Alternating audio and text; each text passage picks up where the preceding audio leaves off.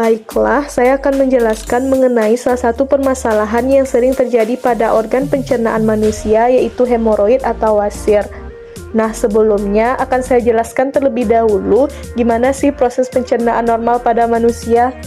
Pertama yaitu mulut. Mulut adalah awal dari saluran pencernaan. Setelah mulai makan, mulut baru akan mengunyah makanan menjadi potongan-potongan yang lebih kecil agar mudah dicerna. Air liur pun bercampur dengan makanan untuk mulai memecahnya menjadi bentuk yang dapat diserap dan digunakan tubuh. Saat menelan, lidah berfungsi untuk memasukkan makanan ke tenggorokan dan ke kerongkongan. Kerongkongan atau esofagus terletak di tenggorokan dekat trakea. Kerongkongan akan menerima makanan dari mulut saat proses menelan. Epiglotis adalah lipatan kecil yang terdapat di tenggorokan saat seseorang menelan untuk mencegah kejadian tersedak. Serangkaian kontraksi otot di dalam kerongkongan yang disebut peristaltik kemudian mengantarkan makanan untuk menuju ke perut. Tetapi, sfinkter esofagus bagian bawah harus direks terlebih dahulu untuk membiarkan makanan masuk. Sfinkter kemudian berkontraksi dan mencegah isi perut mengalir kembali ke kerongkongan. Selanjutnya yaitu lambung. Lambung adalah organ berongga atau wadah yang terletak di sebelah kiri rongga perut. Lambung sering juga kita sebut dengan kantung nasi. Fungsi lambung pada dasarnya itu untuk menyimpan makanan saat sedang dicampur dengan enzim pencernaan. Enzim ini melanjutkan proses memecah makanan menjadi bentuk yang dapat digunakan. Sel-sel di dalam lapisan lambung akan mengeluarkan asam kuat dan enzim kuat yang bertanggung jawab untuk proses pemecahan makanan. Ketika makanan sudah diproses, sisanya kemudian dilepaskan ke usus kecil. Selanjutnya yaitu usus halus. Usus halus berfungsi untuk memecah makanan menggunakan enzim yang dilepaskan oleh pankreas dan empedu dari hati. Pada usus halus terdiri atas 3 bagian, yakni usus 12 jari atau duodenum, usus kosong atau jejunum, dan usus penyerapan atau ileum.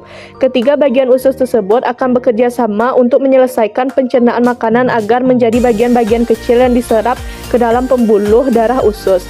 Selanjutnya yaitu usus besar. Usus besar adalah tabung berotot sepanjang kurang lebih 1,82 meter yang menghubungkan usus kecil ke rektum. Usus ini berfungsi untuk memproses limbah yang tersisa dari proses pencernaan. Limbah atau kotoran dilewatkan melalui usus besar dengan cara peristaltik. Pertama dalam keadaan cair dan akhirnya dalam bentuk padat. Karena tubuh memerlukan air, maka sebagian besar air diserap kembali ke usus besar. Penyerapan kembali air adalah fungsi penting dari usus besar. Kotoran kemudian disimpan dalam usus sigmoid berbentuk S sampai ada dorongan untuk mengosongkannya. Gerakan peristaltik lalu akan mendorong tinja ke dalam rektum sekali atau 2 kali sehari hingga dikeluarkan melalui anus. Selanjutnya itu proses terakhir dalam pencernaan makanan yaitu rektum dan anus.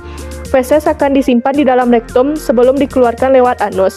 Di rektum, sensor di sana akan mengirimkan sinyal ke otak untuk memutuskan apakah feses perlu dikeluarkan atau tidak. Setelah itu, feses yang siap dibuang akan dikeluarkan melalui anus. Anus adalah bagian terakhir dari saluran pencernaan. Organ pencernaan ini berbentuk saluran sepanjang 2 inch atau 5,8 cm yang terdiri dari otot-otot dasar panggul dan 2 sfinkter, anal, internal, dan eksternal. Anus dikelilingi oleh otot-otot sfinkter yang penting dalam memungkinkan mengontrol pengeluaran tinja. Otot dasar panggul menciptakan sudut antara rektum dan anus yang dapat menghentikan tinja keluar ketika itu tidak seharusnya.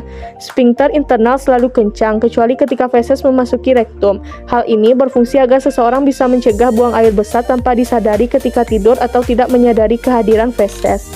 Nah, selanjutnya saya akan menjelaskan mengenai apa sih itu hemoroid atau wasir. Hemoroid atau wasir adalah pembekakan atau pembesaran dari pembuluh darah di bagian usus besar bagian akhir atau rektum serta bagian anus. Lebih tepatnya, pembekakan tersebut terjadi pada dinding vena di anus. Hemoroid terbagi menjadi 2, yaitu hemoroid internal dan hemoroid eksternal. Hemoroid internal yaitu pembengkakan yang terjadi di dalam anus, sedangkan hemoroid eksternal yaitu pembengkakan yang terjadi di luar anus dekat dengan lubang anus. Hemoroid atau wasir seringkali ditandai dengan benjolan di luar anus. Selain itu, hemoroid atau wasir kerap ditandai dengan sejumlah gejala lain seperti rasa gatal dan sakit di sekitar anus, pendarahan dari anus setelah buang air besar, dan keluarnya lendir saat buang air besar. Sedangkan penyebab dari hemoroid atau wasir yaitu duduk terlalu lama. Semakin lama duduk akan mengakibatkan peradangan pada anus yang berakibat terjadinya wasir. Penyebab lainnya dari hemoroid atau wasir yaitu sembelit atau diare yang berlangsung lama, kerap mengangkat beban berat secara terus-menerus, batuk secara terus-menerus, dan kelebihan berat badan. Hal tersebut terjadi karena peningkatan tekanan darah dari pembuluh darah, anus, dan sekitarnya. maka hal tersebut menjadi faktor penyebab terjadinya hemoroid atau wasir. Faktor lainnya yang menjadi penyebab dari hemoroid atau wasir yaitu dalam kondisi hamil.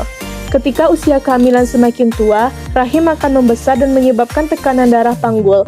Akibatnya, pembuluh darah terutama yang berada di anus dan bagian bawah rahim membesar. Selain itu, adanya kontraksi sebelum melahirkan juga dapat menjadi pemicu terjadinya hemoroid atau wasir.